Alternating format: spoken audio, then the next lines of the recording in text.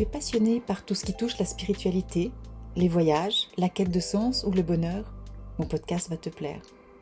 La Voix du Cœur est un podcast hebdomadaire qui s'adresse aux personnes désirant développer et incarner leur spiritualité dans leur vie de tous les jours. Je m'appelle Nathalie Quadri. Il y a plus de 18 ans maintenant, j'ai écouté mon cœur et j'ai changé totalement de vie. J'ai accepté ma différence et ma médiumnité et depuis, j'accompagne des personnes à s'aligner dans leur vie. Inspirer les personnes à oser être elles-mêmes, rayonner et se créer une vie extraordinaire en écoutant leur cœur et leur intuition. Les aider à révéler leur potentiel pour manifester leur propre magie. C'est ça ma mission aujourd'hui. Bienvenue dans mon podcast.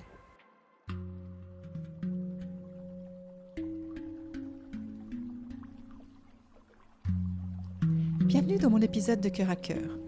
Une fois de plus, je suis super heureuse de te retrouver aujourd'hui. Et d'ailleurs, je tiens à te remercier de prendre le temps de passer ce petit moment avec moi. Ce que j'aime dans les podcasts, c'est justement cette proximité qu'on a ensemble, pour parler d'un sujet qui nous passionne toutes les deux. Et si tu es déjà abonné à ma newsletter, dans la dernière, je te parlais de la puissance de la médiumnité psychique. Mais bien sûr, je n'ai pas pu approfondir le sujet comme je le souhaitais, car sinon, elle aurait été beaucoup trop longue. Et si tu n'es pas encore abonné, n'hésite pas à m'écrire pour que je te la fasse parvenir. Parce que j'ai à cœur de te transmettre des messages inspirés, des enseignements ou des ressources inspirantes toutes les 2 semaines à travers mes newsletters. Et ce matin, en méditant sur la thématique de cet épisode, il me venait l'idée de développer le sujet pour le démystifier un peu, car le mot médiumnité peut faire un peu peur et porter à confusion. Je vais donc débuter en t'expliquant ce qu'est la médiumnité dans une vision d'ensemble et en toute simplicité, car, comme tu me connais, j'aime les choses claires et simples. Ensuite, je te parlerai des différentes formes de médiumnité qui existent, avant de t'expliquer plus spécifiquement ce qu'est la médiumnité psychique et de comment la développer. Alors, ça te va ? Alors, let's go, c'est parti. Tout d'abord, dans ma vision, bien sûr, la médiumnité est un don inné que nous possédons toutes. C'est la capacité à communiquer avec tout être vivant, que ce soit des humains, des animaux, des végétaux, des minéraux, et non vivants, que ce soit des personnes décédées, des guides, des anges, des êtres de lumière, des consciences universelles. Et cette capacité, nous l'avons toutes, car nous avons toutes des perceptions extrasensorielles qui nous permettent d'entrer en lien avec eux. Alors, certaines personnes vont plutôt voir, on parle alors de clairvoyance, d'autres vont ressentir, ce sera le clair ressenti, d'autres vont entendre, on parle alors de clairaudience, d'autres encore vont simplement savoir, et c'est ce qu'on appelle le clair savoir. Certaines personnes vont aussi sentir des odeurs, c'est ce qu'on appelle le clair senti, et pour finir, il y en a d'autres qui vont ressentir le goût, et là c'est ce qu'on appelle la clairgustance. Donc pour chaque personne, ce sera différent, et il n'y a pas une meilleure perception, une qui est mieux qu'une autre. On en a toutes une principale en général, et ensuite, quand on commence à partir dans ce chemin de développement de notre médiumnité, au fil du temps, on en développe l'une après l'autre. En ce qui me concerne, quand ma médiumnité s'est rouverte, elle a passé par le clair ressenti. Et comme je t'en parle dans mon premier épisode, à un moment donné, j'ai vraiment eu peur parce que je me suis retrouvée comme paralysée, sans comprendre ce qui m'arrivait. Et franchement, là, j'ai vraiment eu peur, jusqu'à ce que je comprenne ce qui se passait. Donc, si ça t'intéresse d'en savoir un peu plus, je t'invite à écouter ce premier épisode justement, dans lequel je te partage ce qui s'est passé et puis ce qui m'a poussée à dire oui à ma différence et à ma médiumnité. Voilà, maintenant on revient là. Donc maintenant, j'aimerais déjà te poser une petite question. Es-tu consciente de quelle est la perception la plus active chez toi ? C'est-à-dire que, est-ce que tu as plutôt tendance à voir, à avoir des images, à ressentir des sensations, à savoir, tu sais pas comment, mais tout d'un coup, boum, tu as quelque chose qui vient et tu sais, à entendre, à sentir ou à ressentir un goût. Peut-être que c'est pas encore flagrant pour toi, peut-être que tu t'es pas posé encore la question. Mais dans tous les cas, je t'invite à cheminer avec cette question et à observer dans ton quotidien quelle est ta perception extrasensorielle la plus présente. Pourquoi je t'invite à faire ça ? Parce que c'est en y mettant de la conscience que tu pourras la stimuler et commencer à la développer. Et tu sais pourquoi on a toutes ces perceptions ? C'est parce qu'elles se situent au niveau de notre 6e chakra, notre 3e œil. Et on en a tout un. Mais ce qui fait la différence, c'est que pour certaines personnes, ce troisième œil il est plus actif que pour d'autres ou plus stimulé. Mais encore une fois, ce don est inné chez chaque personne et peut être développé. Mais là, d'ailleurs, j'y reviendrai plus tard. Donc, revenons maintenant aux différentes formes de médiumnité. Alors, il y a celles qu'on voit dans plein de films, puis d'ailleurs, c'est tellement des fois exagéré que c'est à cause de ça que certaines personnes peuvent en avoir peur. C'est la médiumnité de contact avec des personnes décédées.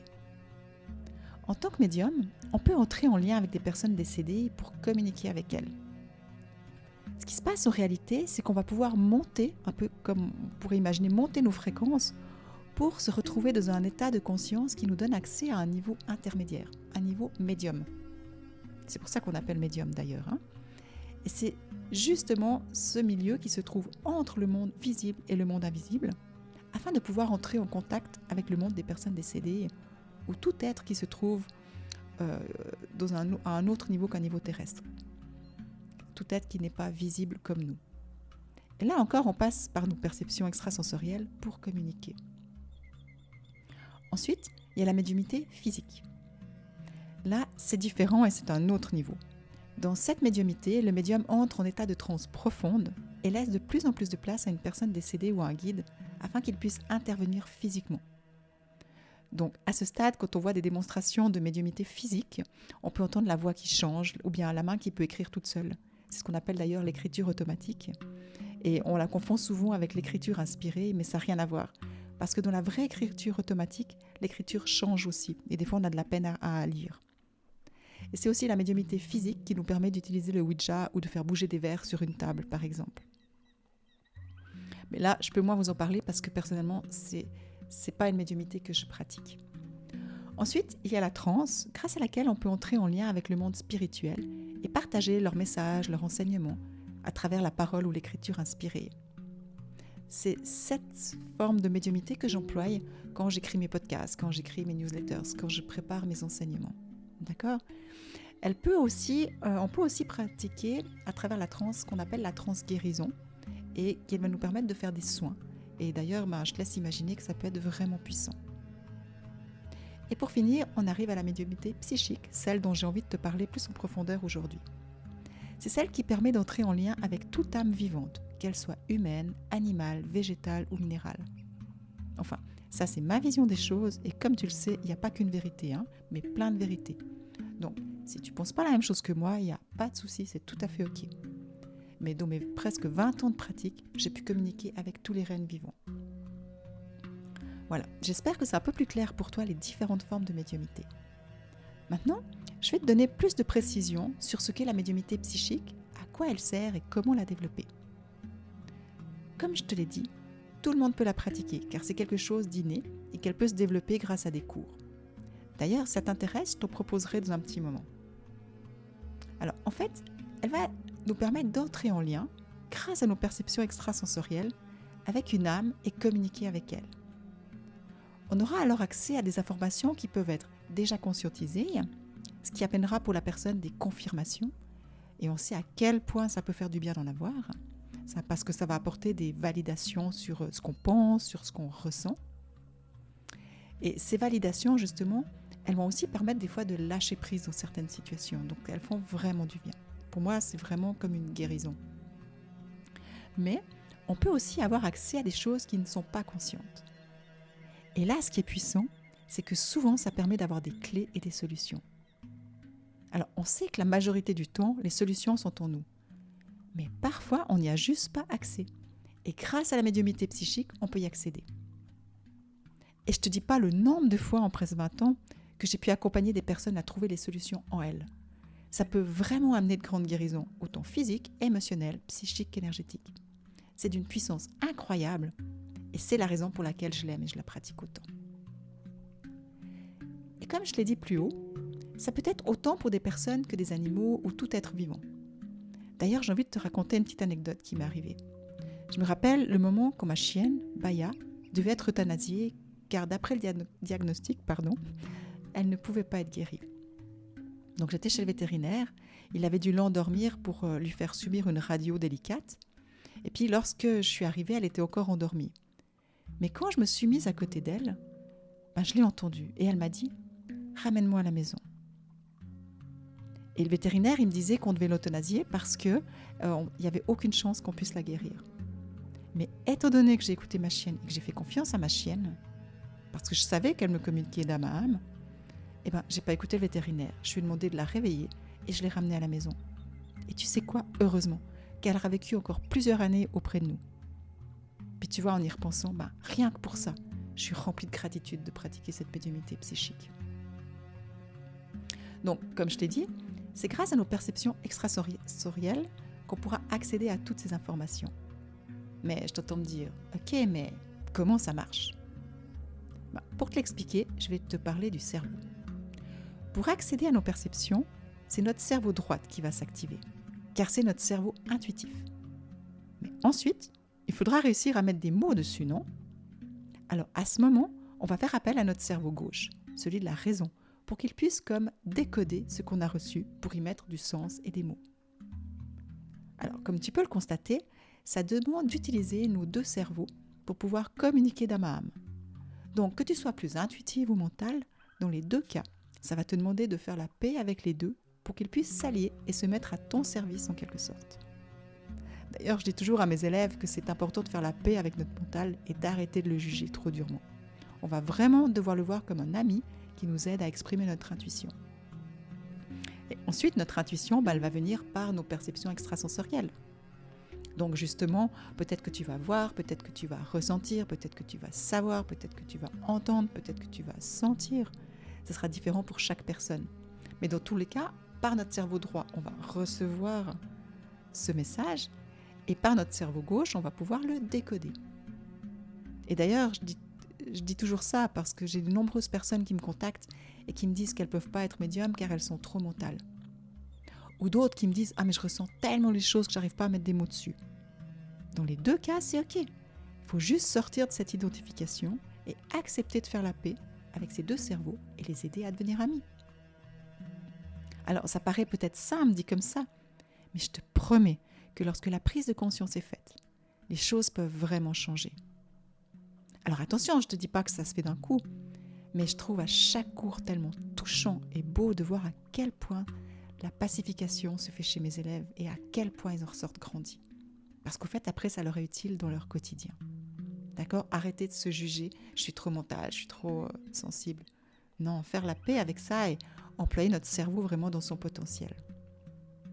Donc si tu es du style à te dire que tu es trop mental ou d'un autre, ou bien que d'autres personnes te le disent, qui disent « Ah mais de toute façon, toi tu peux pas, tu es trop mental », stop. Arrête ça de suite, car ton mental est ton ami, non ton ennemi. Mais il te faudra juste apprendre comment faire pour qu'il laisse un peu de place à ton intuition. Mais sache que c'est tout à fait possible. Voilà. Alors maintenant que les deux cerveaux collaborent, il y a encore quelque chose d'important à savoir et de primordial même pour moi. C'est de prendre la responsabilité du poids de ces mots. En effet, lorsqu'on pratique la médiumnité, on est dans un état de conscience modifié dans lequel on peut utiliser nos perceptions extrasensorielles. Mais, tu sais quoi? On reste des humains et on garde nos filtres. Donc pour moi, c'est primordial de rester humble dans ce que l'on reçoit comme information, car on peut se tromper. En tant que médium, on n'a pas la science infuse et on doit être vraiment attentive à ce que l'on transmet, car une personne qui vient pour une séance de médiumnité psychique ou une lecture d'âme, elle est souvent dans une situation où elle a besoin d'éclaircissement, de clarté. Donc elle peut être plus fragile, plus vulnérable. Et puis elle vient nous voir pour avoir des clés et des pistes. Alors elle va nous faire totalement confiance. Et puis qu'est-ce qui se passe quand elle nous fait confiance? Elle risque de prendre tout au premier degré ce que l'on dit. Alors tu vois, sachant ça, étant consciente qu'on a des filtres qui peuvent nous induire en erreur, ou on peut aussi être dans des effets miroirs ou des projections, je pense que tu comprends pourquoi je te dis que c'est tellement important de prendre notre responsabilité et de faire attention au poids des mots qu'on utilisera. Et là encore, j'ai envie de te rajouter une petite anecdote. Je te dis ça parce qu'il y a plusieurs années, j'avais hésité à ne plus pratiquer de médiumnité et ne plus être vue ou associée comme médium. Tu sais pourquoi? Parce que j'ai récupéré trop de personnes qui ont été brisées suite à des consultations de médiumnité. Et pour moi, une séance doit amener de la guérison ou des clés positives pour la personne, non de la souffrance ou de l'incompréhension. Et suite à plusieurs séances de récupération, que ce soit en médiumnité psychique ou en contact, aussi des personnes qui ont été voir des médiums pour des contacts avec des personnes du monde spirituel, et puis qui ont été vraiment cassées suite à cette séance, j'ai vraiment eu une grande remise en question, si j'allais continuer ou non, et sur la raison pour laquelle je pratiquais la médiumnité. Et honnêtement, ça m'a beaucoup touchée et déstabilisée même. Mais au bout d'un moment, après une grande introspection, j'ai décidé de continuer à la pratiquer et à l'enseigner pour montrer tous les bienfaits qu'elle peut amener si on est connecté à la lumière et à la guérison. Et ce que j'avais déjà compris avant, mais que j'ai vraiment intégré suite à cette remise en question, c'est l'importance de faire un travail sur soi parallèlement pour développer son ouverture du cœur et de la conscience, pour pouvoir pratiquer la médiumnité d'une façon bienveillante et guérisseuse. Voilà. Maintenant que je t'ai expliqué un peu ce qu'est la médiumnité psychique, même si j'en ai encore pour des heures, j'espère que tu auras retenu les points principaux. Donc je te les résume juste pour vraiment mettre de la clarté. Alors, qu'est-ce que c'est la médiumnité psychique ? C'est un don inné qui ne demande qu'à se développer. Elle te permet de communiquer avec tout être vivant, qu'il soit humain, animal, végétal ou minéral. Elle peut aussi te permettre de mettre de la lumière sur des choses conscientes ou inconscientes. Elle te permet de trouver des solutions en toi. Elle te permet de faire la paix avec tes deux cerveaux pour qu'ils deviennent amis et se mettent à ton service. Et ce qu'elle va te demander aussi, c'est de prendre tes responsabilités au niveau du poids de tes mots. Et pour finir, la chose principale aussi, c'est qu'un travail sur toi est indispensable pour la pratiquer dans la bienveillance et la conscience. Sinon, j'ai des personnes qui me demandent régulièrement ce que pourrait leur apporter une séance médiumnité psychique et à qui elle s'adresse. Je vais donc profiter de t'en dire plus maintenant, car peut-être que tu te poses aussi cette question. Au fait, pour faire plus simple, je vais te dire ce qu'elle me permet de faire, et de cette façon, tu pourras voir si elle pourrait être utile. Je pense que c'est la façon la plus simple de t'amener ça. Donc, pour moi, elle fait partie intégrante de tous mes soins, car elle me permet de trouver des causes, qu'elles soient dans cette vie unitéro ou transgénérationnelle. Concernant le karmique, je peux aussi ressentir s'il y a des liens avec une cause karmique, mais ce n'est pas un domaine que je vais approfondir, même si je l'ai étudié. J'ai choisi de ne pas partir vraiment dans le karmique. Par contre, je peux sentir s'il y a un lien karmique, donc on peut en parler. Autrement, elle me permet d'amener de la conscience sur une situation ou bien sur une relation aussi, pour accéder à des clés, des solutions, des pistes pour améliorer. Que ce soit une situation, une relation, on peut toujours améliorer. Et la médiumnité psychique, grâce à la communication d'âme à âme justement, l'âme elle peut nous dire ce qui pourrait être fait pour améliorer. Elle me permet aussi de voir des blessures, des traumas et leur influence qu'elles peuvent avoir aujourd'hui. Ce qui me touche aussi et que j'aime, c'est qu'elle me permet de communiquer avec des enfants qui ne sont pas encore en âge de communiquer ou même avec des fœtus in utero. Et ça m'est déjà arrivé plein de fois. Elle me permet de voir les potentiels d'une personne et c'est super intéressant autant pour des jeunes que pour des personnes en transition de vie. Parce que souvent, on a des idées, mais on ne va pas forcément voir les potentiels qui sont à disposition. Et quand on se reconnecte à nos potentiels, ça va nous permettre d'élargir notre vision et notre champ de recherche. Et puis aussi, elle me permet d'accéder aux besoins et aux envies de l'âme. Donc, comme tu peux le constater, c'est vraiment incroyable tout ce qu'on peut faire grâce à cette pratique. Et si tu as des questions à ce sujet, n'hésite pas à m'écrire. Franchement, je me ferai une joie de te répondre. Et maintenant, peut-être que tu te demandes aussi, mais comment tu peux apprendre à la pratiquer toi aussi, que ce soit à titre privé ou professionnel ? J'ai une bonne nouvelle, car j'ai posé toutes mes dates de cours pour cette année. Et je te mettrai le lien dans le descriptif plus bas pour découvrir tous les cours que je propose à ce sujet. Et puis tu pourras les découvrir, avoir plus d'informations ou t'inscrire si ça te dit. Donc voilà, j'en ai 3 à te proposer aujourd'hui. Le premier, c'est un cours que j'ai créé suite à l'accompagnement de fin de vie de mon beau-père. Il a lieu tout prochainement. Il est ouvert à toute personne qui a envie de pouvoir entrer en communication avec des personnes qui ont de la peine à s'exprimer. Ça peut être en fin de vie, ça peut être des handicapés, ça peut être des personnes autistes. Mais au-delà de ça, il s'adresse aussi à toutes les personnes qui sont dans les soins ou à celles qui souhaitent développer leur potentiel de guérison. Ensuite, j'ai mis un stage cet été que je donne sous forme de stage pour la première fois et je me réjouis vraiment. C'est un stage de médiumnité, d'éveil et de cheminement vers soi. Durant ces 7 jours, non seulement tu développeras chaque jour ta médiumnité psychique, mais je t'accompagnerai dans un voyage intérieur de guérison et de libération afin que tu puisses te reconnecter à tes potentiels et entrer en lien avec ta part divine. C'est vraiment 7 jours très puissants. Et pour finir, cet automne, j'ai reprogrammé mon cours de 4 week-ends de médiumnité, guérison, spiritualité. C'est un cours que j'adore, c'est un cours qui est toujours plein mais que je donne une fois par année. Durant ce cours, tu pratiqueras ta médiumnité psychique, bien sûr, mais il y aura beaucoup plus. Il y aura aussi des techniques de guérison, d'auto-guérison. On va travailler aussi avec les couleurs. Et puis, dans ce cours, je te guiderai également à entrer en lien avec le monde spirituel, avec le monde invisible, que ce soit les guides ou les personnes décédées. Voilà, donc si tu as envie de te former, n'hésite pas à cliquer sur le lien et puis tu verras le descriptif des cours. S'il y en a un qui t'intéresse, n'hésite pas à t'inscrire et puis n'hésite pas à m'écrire si tu as des questions autrement. Et voilà, maintenant j'arrive à la fin de mon épisode. Et j'espère du fond du cœur que mes explications sur la médiumnité psychique et tous ses bienfaits t'auront permis de mieux la comprendre et te passionneront aussi. Et il me reste à te remercier encore une fois d'avoir pris la peine de partager ce moment si précieux avec moi.